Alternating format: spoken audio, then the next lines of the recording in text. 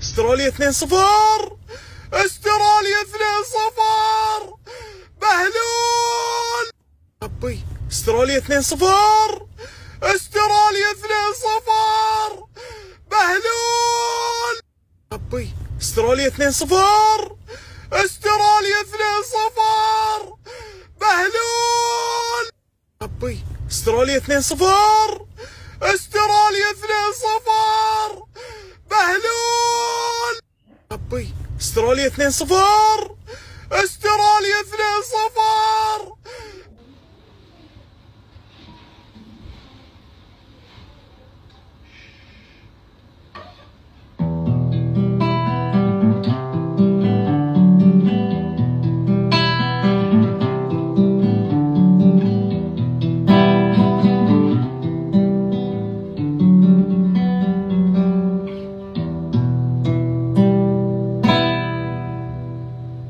You guys don't see the spirit, what we have in the team.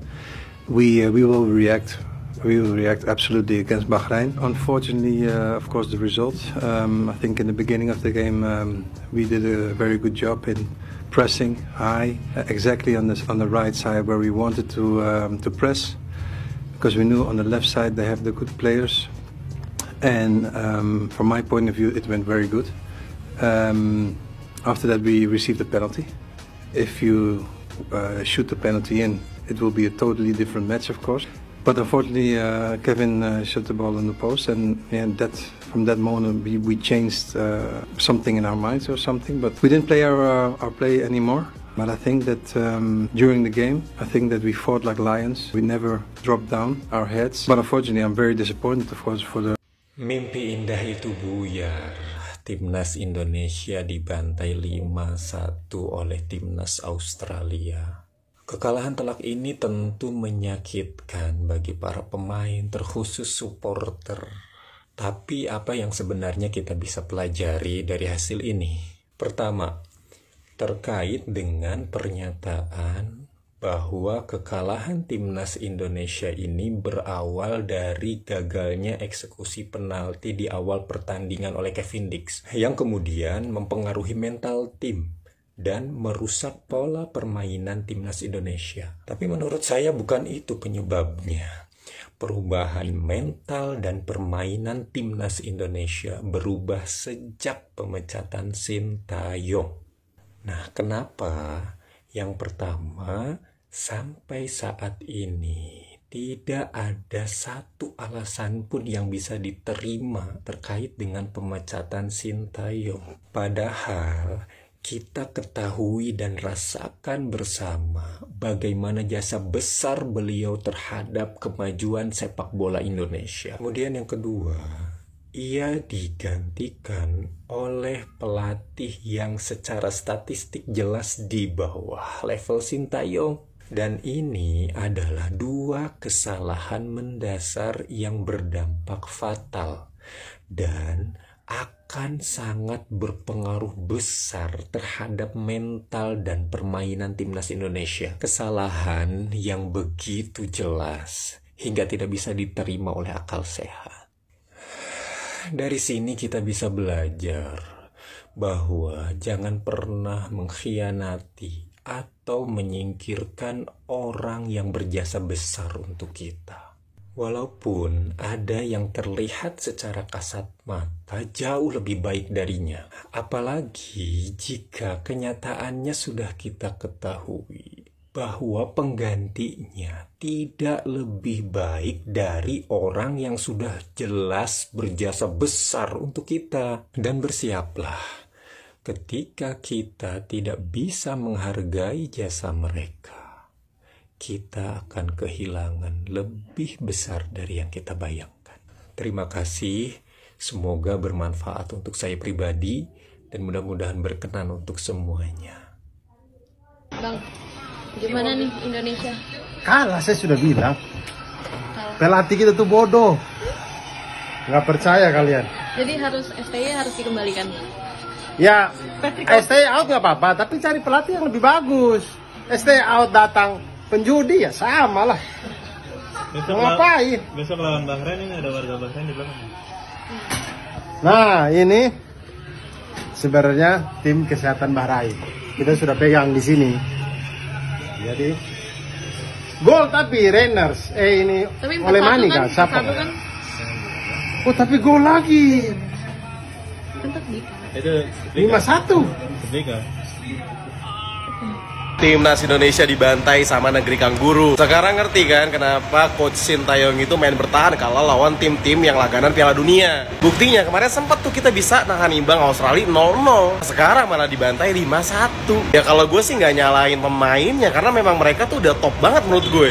Terus juga gue nggak bisa tuh nyalain jajaran pelatihnya karena mereka juga baru. Yang salah menurut gue ya PSSI-nya karena maunya instan. Coba lu bayangin pelatih lagi pada berproses, lagi bagus-bagusnya bisa tahan imbang langganan Piala Dunia, malah dipecat. Gak habis pikir gue maunya kemana nih arah PSSI. Dua kata, era kehancuran sudah datang. Dibangun oleh Sintayong, ya kan, ditata oleh Sintayong, dihancurkan oleh Patrick Kluivert dan Erick Thohir. Ya gini, hasil akhirnya Indonesia dipegang Sintayong lagi on fire, bisa mengalahkan Arab Saudi 2-0, bisa nahan imbang Australia 1-1, malah diganti. Padahal lagi peringkat 3, lagi bagus-bagusnya.